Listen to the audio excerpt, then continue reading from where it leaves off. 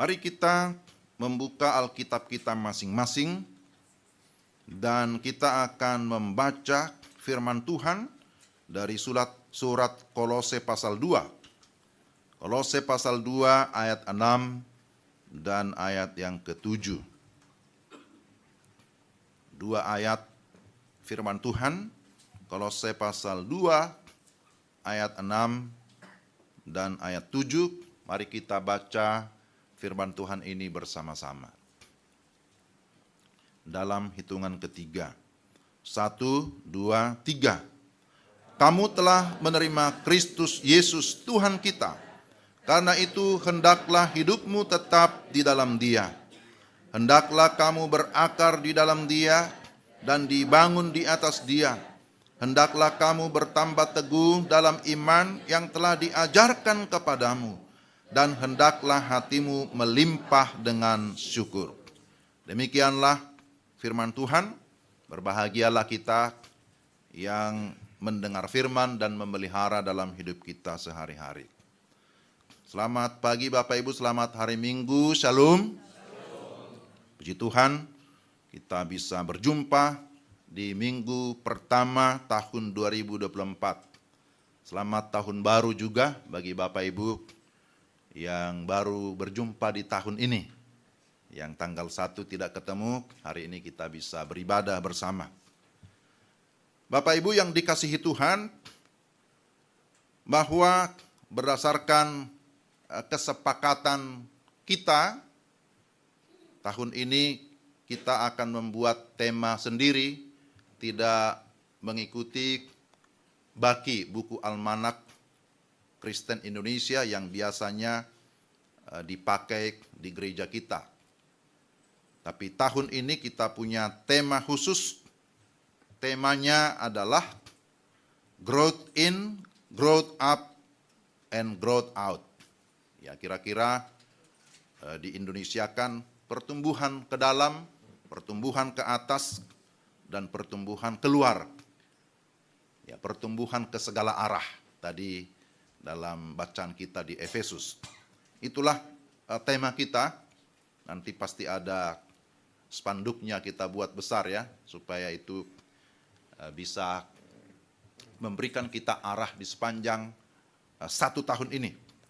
Jadi Bapak Ibu yang dikasihi Tuhan, pada minggu pertama ini saya menyampaikan bagian firman Tuhan sekaligus menjadi penjelasan tema di sepanjang tahun ini. Kolose 2 ayat 6 dan 7 yang tadi kita baca, ini adalah bagian tentu yang sangat penting, tulisan dari Rasul Paulus kepada jemaat mula-mula di Kolose. Tentu ada latar belakangnya mengapa bagian ini diangkat, oleh karena memang kondisi pada masa itu.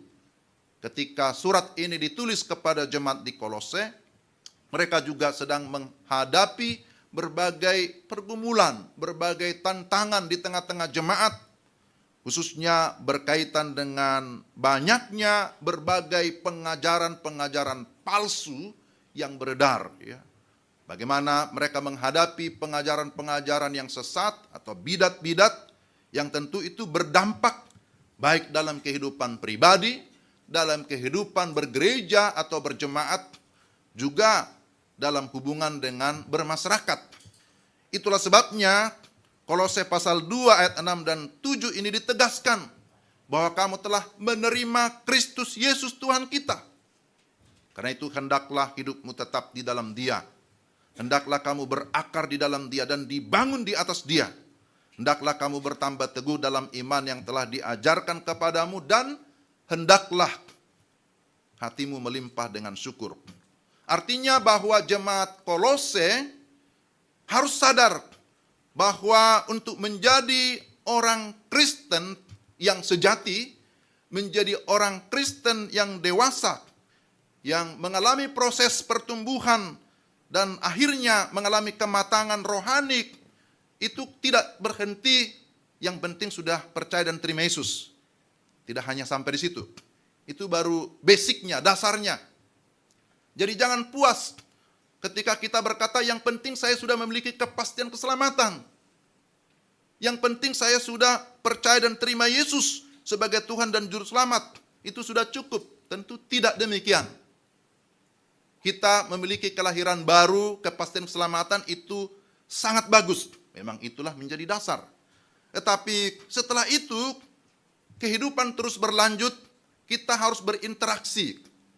Berinteraksi bukan hanya dengan sesama, tapi terlebih dengan Tuhan. Maka kita membutuhkan firman Tuhan. Kita membutuhkan pertumbuhan. Pertumbuhan ke dalam, berakar di dalam Kristus. Itu yang disebut dengan istilah growth in. Kemudian bertumbuh ke atas, dibangun di atas dia, growth up. Kemudian dikatakan bertumbuh keluar atau menghasilkan buah, berbuah. Hendaklah hatimu melimpah dengan syukur, growth out. Ya, jadi inilah tema tahun ini, growth in, growth up, dan growth out. Ya, sedikit kita agak mengikuti generasi milenial ya, supaya ya sedikit lebih enak katanya. Ya, anak-anak muda juga ya pasti lebih senang.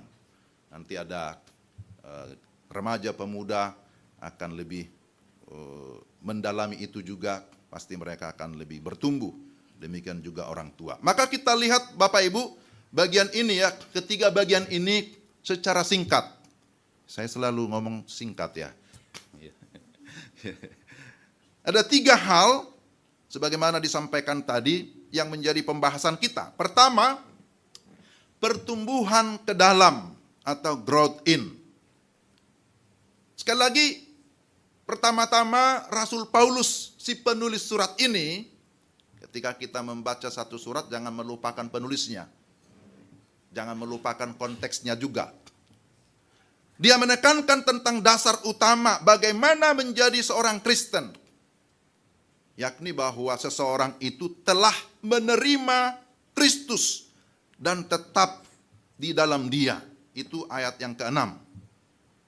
Jadi istilah menerima artinya kamu sudah memulai bersama dengan Kristus. Kamu sudah menerima Kristus artinya kamu sudah mulai dengan Kristus. Tetapi juga dikatakan tetap di dalam dia. Artinya bahwa kamu sudah berjalan dengan Kristus. Kamu mulai dengan Kristus dan sekarang kamu sudah berjalan bersama dengan Kristus. Ini penting. Hidup ini adalah perjalanan. Tapi pertanyaannya, kita berjalan bersama siapa? Dan puji Tuhan, kita berjalan bersama dengan Kristus. Amin. Maka ini adalah hal yang sangat mendasar. Karena kamu sudah bersama dengan Kristus, maka hendaklah kamu berakar di dalam dia. Nah, kata berakar di dalam ayat ini Bapak Ibu, dikaitkan dengan istilah pertanian. Dihubungkan dengan sebuah pohon. Bahwa setiap pohon pasti punya akar. Pohon bisa bertumbuh karena dia berakar. Dan pola kata kerjanya bermakna bahwa kehidupan Kristen yang diibaratkan seperti pohon yang berakar, bahwa kita berakar di dalam Kristus itu sekali sampai selama-lamanya. Jadi penting penekanan ini. Artinya ketika kita sudah sungguh-sungguh percaya dan menerima Kristus, maka kita menjadi milik Kristus, kita diangkat menjadi anak-anaknya, itu berlaku sekali sampai selama-lamanya. Amin. Ini penting. Sehingga kita tidak lagi memiliki yang namanya keraguan. Saya ini tetap jadi anak enggak ya? Ya pasti. Sekali anak tetap anak. Tidak ada mantan anak. Ya. Kalau mantan yang lain ada. Tapi mantan anak enggak ada. Sekali kita menjadi anak, kita tetap anak Bapak kita. Jadi Bapak Ibu yang terkasih dalam Tuhan, akar adalah bagian yang tertancap ke bawah atau ke dalam, tidak kelihatan, tetapi itu menjadi penentu kehidupan. Itu bicara tentang iman. Sesuatu yang tertancap ke dalam, tapi itu menjadi penentu bahwa akar menyerap makanan supaya tetap sehat. Akar itu menyerap ya apa yang menjadi kebutuhan gizinya, sehingga mengalami kesehatan, pertumbuhan yang kuat, dan dikatakan bahwa Sebuah pohon tidak akan kuat kalau akarnya tidak kuat.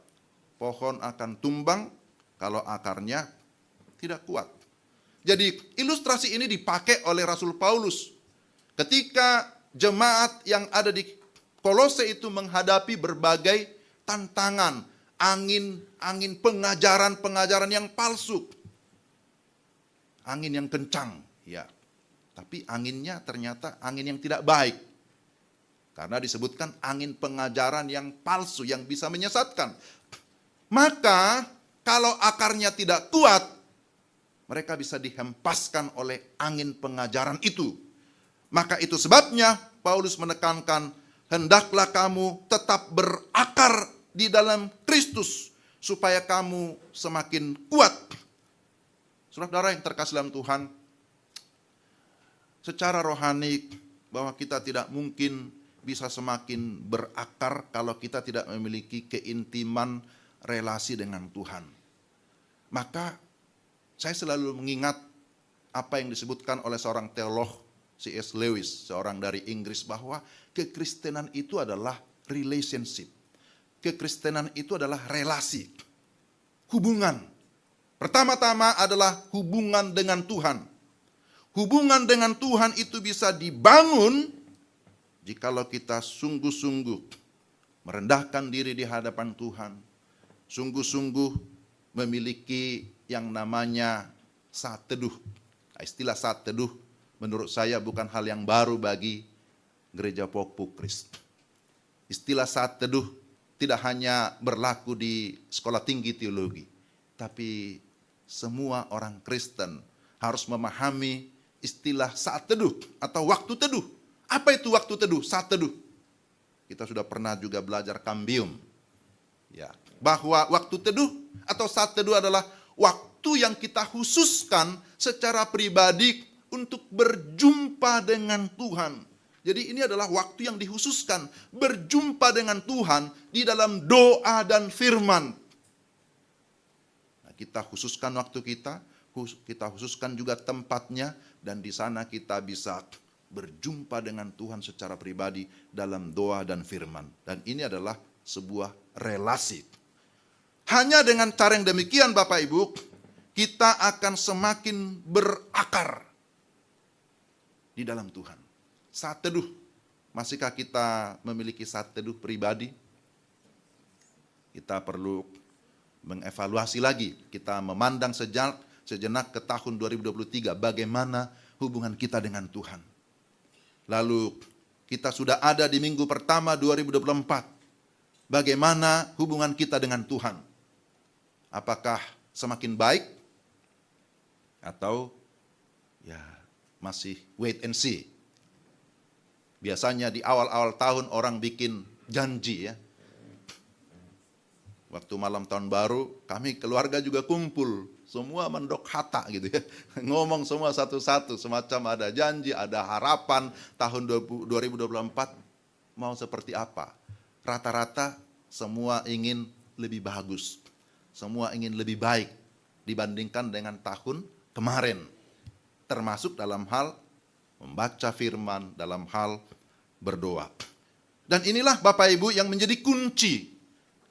Kunci bagaimana kita bisa berakar di dalam Kristus adalah dengan cara kita membangun relasi, membangun keintiman pribadi dengan Tuhan melalui saat teduh, melalui doa, melalui firman.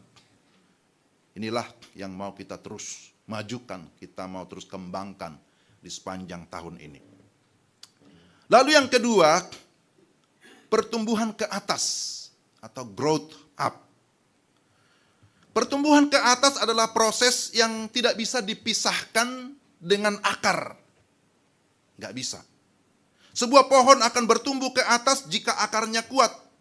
Batangnya akan semakin besar, akan semakin tinggi, akan semakin kokoh, daun-daunnya akan semakin rimbun atau semakin rindang. Itu dipengaruhi oleh akar juga. Sehingga antara akar bertumbuh ke dalam dan bertumbuh ke atas itu tidak bisa dipisahkan. Dalam ayat 7 dikatakan, hendaklah kamu dibangun di atas dia. Istilah dibangun itu dihubungkan dengan istilah arsitek atau arsitektur, yang mengandung arti bahwa kita tidak bisa membangun dengan baik, apalagi membangun tinggi-tinggi tanpa fondasi yang kuat. Jadi fondasinya harus kuat. Bagaimana seorang bertumbuh atau bertambah teguh dalam iman? Karena dikatakan di sini ayat 7, hendaklah kamu berakar di dalam Dia, tapi kemudian setelah itu dibangun di atas Dia, hendaklah kamu bertambah teguh dalam iman yang telah diajarkan kepadamu. Sekali lagi, bahwa seseorang dapat bertumbuh ketika dia mau sungguh-sungguh belajar firman Tuhan. Tapi tidak hanya berhenti belajar, dia mau menjadi pelaku firman Tuhan dalam kehidupan tiap-tiap hari. Jikalau kita memahami firman, kemudian kita melakukan firman, maka karakter kita akan semakin dibangun. Karakter yang semakin kokoh, semakin kuat, yang menyerupai Kristus. Bapak Ibu, ketika kita sungguh-sungguh menjadi pelaku firman Tuhan, bukan saja kita menjadi semakin serupa dengan Kristus, memang itu menjadi sasaran utama kita. Tetapi kita juga akan semakin terhindar dari segala hal-hal yang tidak berkenan kepada Tuhan. Kita akan terhindar dari segala pengaruh, pengajaran-pengajaran sesat, atau pengajaran-pengajaran yang tidak sesuai dengan firman Tuhan. Kenapa? Karena kita sudah lebih banyak sibuk melakukan kebenaran, kita sibuk melakukan apa yang berkenan kepada Tuhan. Maka secara otomatis kita tidak punya waktu lagi untuk memalingkan perhatian kita melakukan hal-hal yang tidak memuliakan Tuhan. Jadi mengapa ada banyak orang yang jatuh ke dalam dosa? Karena kemungkinan besar tidak sibuk melakukan kebenaran. Tidak sibuk melakukan apa yang Tuhan firmankan. Kalau sekiranya kita sibuk melakukan apa yang Tuhan firmankan, maka kita tidak punya waktu untuk melakukan atau memikirkan perkara-perkara yang bukan berasal dari Tuhan. Saudara, ketika pohon semakin bertumbuh, makin tinggi, pasti juga makin banyak cobaannya, makin kencang anginnya, makin besar tantangannya. Ya memang seperti itu. Makin tinggi pohon, makin bertumbuh, maka anginnya makin kencang, goncangannya makin kuat. Dan itu gambaran juga yang diberikan oleh Rasul Paulus, bahwa menjalani kehidupan di dalam Kristus, ketika kita semakin bertekun di dalam Dia, bertekun melakukan firman Tuhan, akan semakin banyak tantangan yang kita hadapi. Semakin jauh kita berjalan, tentu semakin banyak juga persoalan yang dihadapi di perjalanan. Karena itulah kita diingatkan supaya kita tetap kuat. Kita harus berakar di dalam Dia, dan kita harus bertumbuh ke arah Dia dengan cara kita menjadi pelaku firman Tuhan. Bapak Ibu, di dalam Alkitab, kehidupan orang Kristen juga digambarkan seperti pohon. Ya tadi di dalam Mazmur juga dikatakan, gambaran kehidupan Kristen seperti pohon. Pohon yang ditanam di tepi aliran air, dia akan terus bertumbuh dan pada akhirnya akan menghasilkan buah. Tapi di sisi lain ada juga gambaran seperti pohon korma. Pohon korma Bapak Ibu tahu ya, atau buah korma paling tidak tahu lah. Ya, kita makan buah korma itu. Tapi ada kisah tentang bagaimana pertumbuhan pohon korma di padang gurun. Bahwa pohon korma itu tidak mudah juga pertumbuhannya. Awalnya atau bijinya harus ditimpa dengan batu-batu, bisa dengan batu besar. Tetapi kemudian dalam proses pertumbuhan itu, ketika dia ditimpa dengan batu, maka akarnya akan semakin kuat, menancap untuk terus mencari di mana sumber air. Dan kemudian setelah itu dia mengalami pertumbuhan, malah mampu untuk menggulingkan batu besar itu. Kemudian mulai bertumbuh ke atas, semakin kokoh, tegak, lurus, dan akhirnya menjadi pohon yang bisa bertahan sekalipun di tempat yang kering, di tempat yang tandus. Nah, itulah gambaran pohon korma. Gambaran kehidupan orang Kristen juga demikian. Ya, dulu sering kita dengar ungkapan bahwa iman Kristen atau kehidupan Kristen diibaratkan semakin dibabat semakin merambat gitu ya. Semakin dibabat semakin merambat. Sekalipun ada tekanan, tapi kekristenan tidak pernah tertekan. Tapi kekristenan akan terus semakin bertumbuh. Jadi ini juga menjadi pengingat bagi saya, bagi Bapak Ibu sekalian. Di tahun 2024 tidak ada janji Tuhan bahwa semuanya pasti aman. Semuanya akan baik-baik saja. Kita tidak tahu apa yang akan terjadi besok, bulan depan, dan seterusnya. Ada tantangan atau tidak? Ada pergumulan atau tidak? Kita harus mempersiapkan diri menghadapi segala kemungkinan apapun yang terjadi. Tetapi ketika kita memperhatikan firman Tuhan ini, kita memiliki rasa optimis bahwa apapun yang terjadi di tengah-tengah dunia ini, ketika kita memulai bersama dengan Kristus, kita berjalan bersama dengan Kristus, kita tetap akan dapat merasakan keamanan, ketenangan. Kita pasti yakin bahwa kita akan sampai ke tujuan. Amin.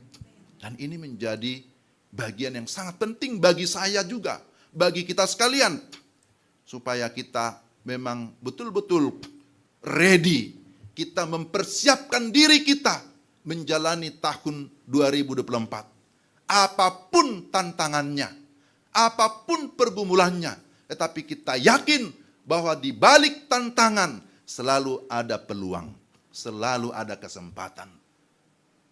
Bapak Ibu yang dikasihi Tuhan, ini yang kedua, bahwa Tuhan merindukan supaya jemaatnya bukan hanya bertumbuh ke dalam, tapi mengalami pertumbuhan ke atas, menjadi pribadi-pribadi yang kokoh dan kuat, yang siap menghadapi segala tantangan zaman ini.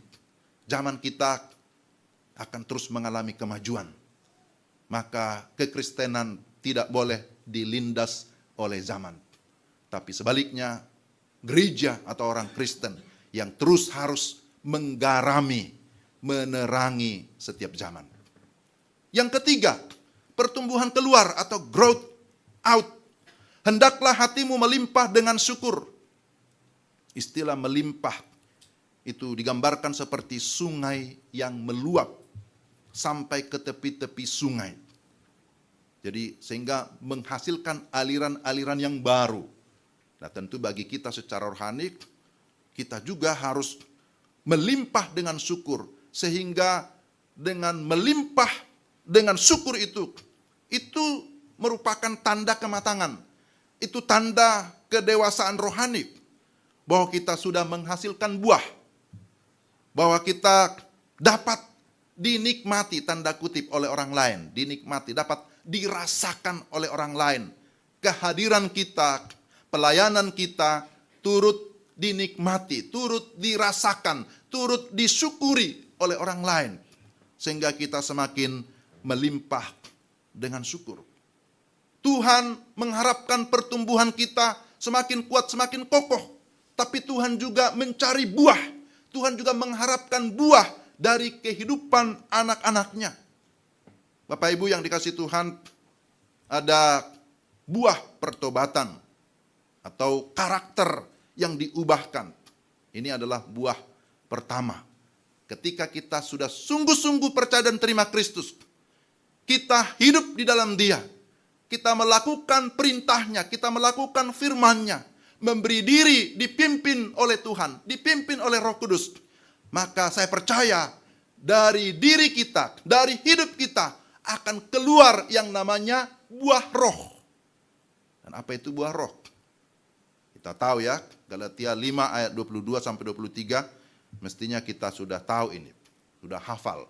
Buah roh adalah kasih, sukacita, damai sejahtera, kesabaran, kemurahan, kebaikan, kesetiaan, kelemah lembutan, dan penguasaan diri.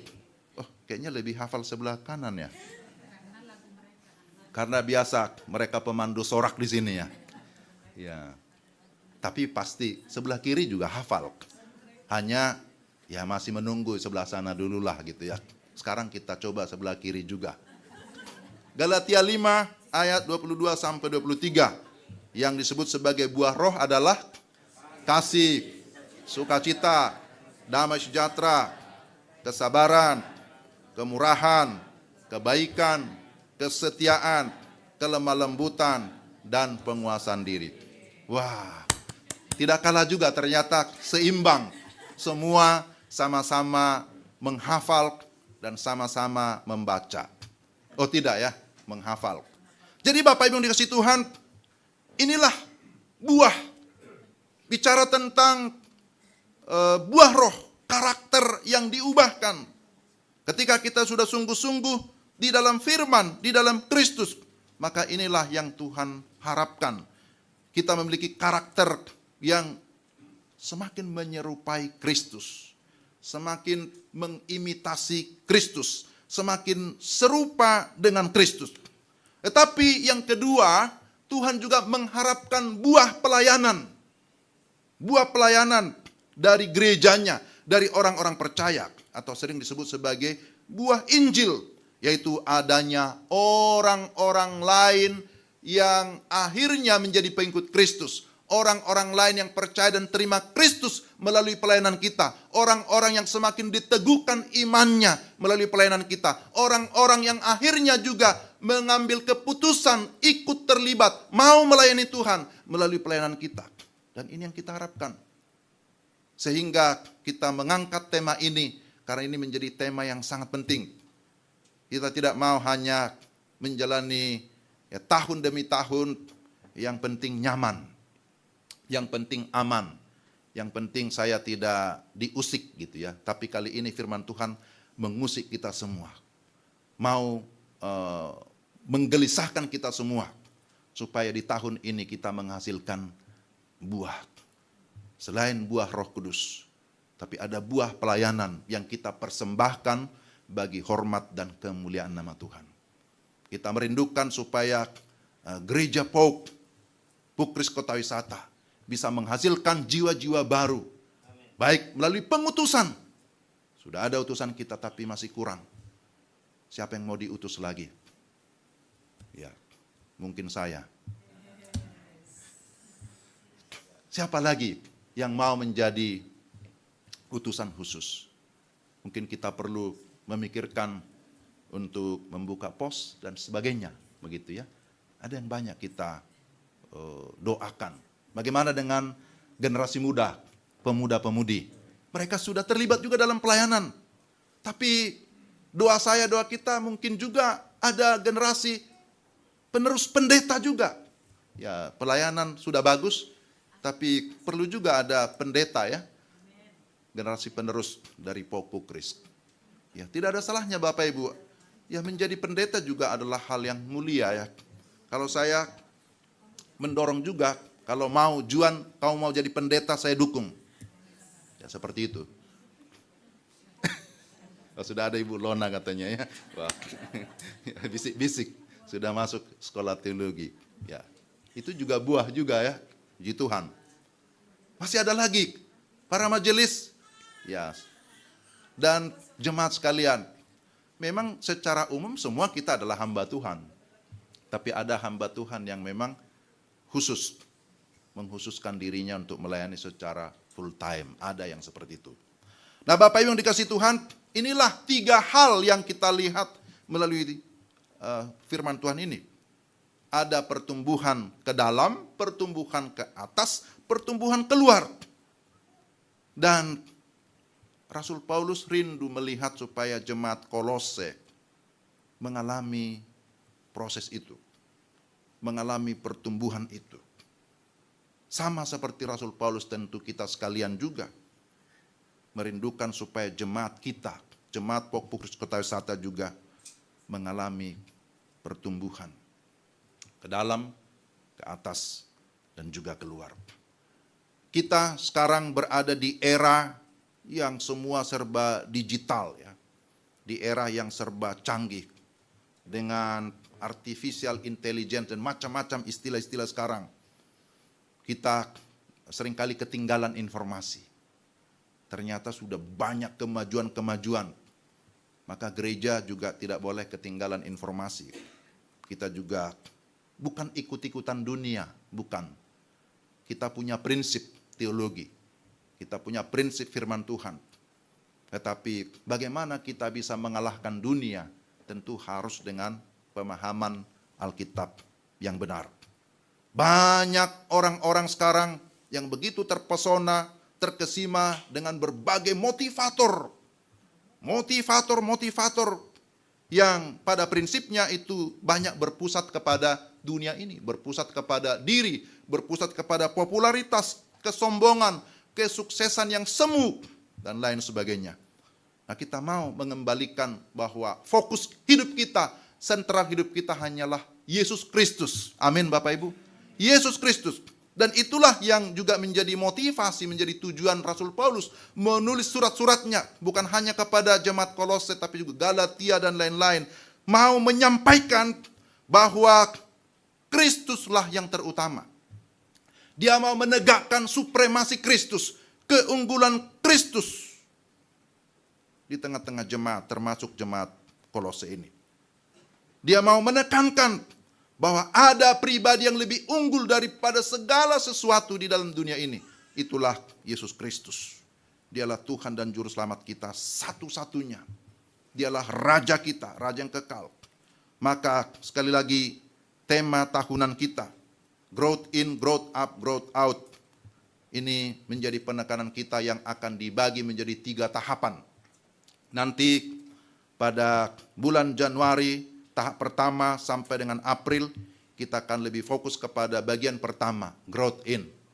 Kemudian pada tahapan kedua, mulai dari bulan Mei sampai dengan Agustus, kita akan lebih fokus kepada growth up. Bagaimana jemaat supaya semakin kokoh dalam iman. Bagaimana menumbuhkan belas kasihan. Kemudian pada tahap ketiga, September sampai Desember, kita akan lebih fokus kepada bagian yang ketiga, growth out. Bertujuan untuk menggerakkan jemaat untuk keluar dari zona nyaman dengan terlibat aktif dalam pelayanan gerejawi dan misi sedunia.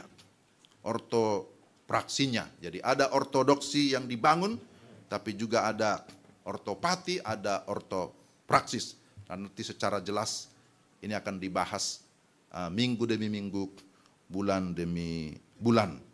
Jadi intinya bahwa jemaat Pokpu Kristus Kota Wisata diharapkan, ya kalau bisa diharuskan, ya diharapkan mengalami pertumbuhan karena kitalah agen-agen misi Allah, agen perubahan yang Tuhan tetapkan di gereja ini, di lingkungan kita. Dan kita rindu supaya kita dipakai Tuhan lebih maksimal lagi dibandingkan dengan tahun-tahun yang dulu. Ketiga proses ini tidak bisa dipisahkan.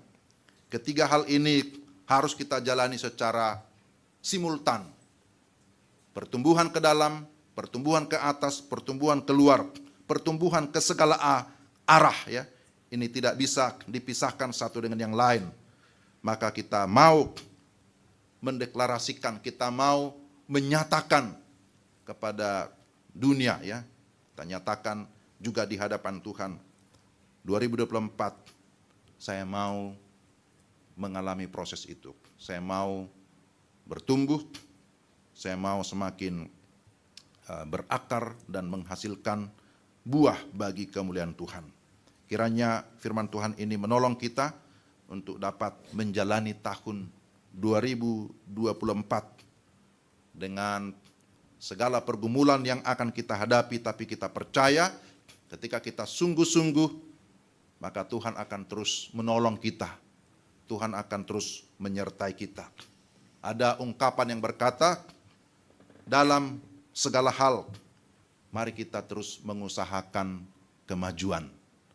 Apapun situasinya, bagaimanapun musim-musimnya, tapi bagian kita terus berusaha untuk mengusahakan kemajuan. Kita terus usahakan kemajuan di tengah-tengah jemaat kita dengan memohon pertolongan dari Tuhan. Mari kita berdoa. Ya Tuhan, terima kasih ada kesempatan bagi kami di minggu pertama 2024 untuk beribadah, terlebih mendengarkan firman Tuhan. Pimpinlah kami ya Tuhan, supaya kami dapat memahami dan terlebih kami dapat melakukan firman-Mu dalam hidup kami tiap-tiap hari. Dalam nama Tuhan Yesus kami berdoa dan mengucap syukur. Amin.